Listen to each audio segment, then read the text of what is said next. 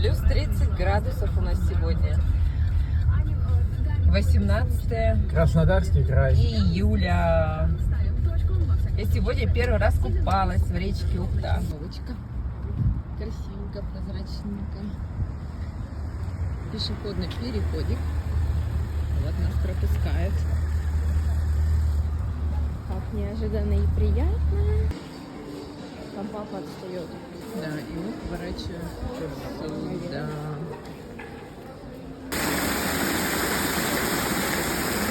Молочный коктейль.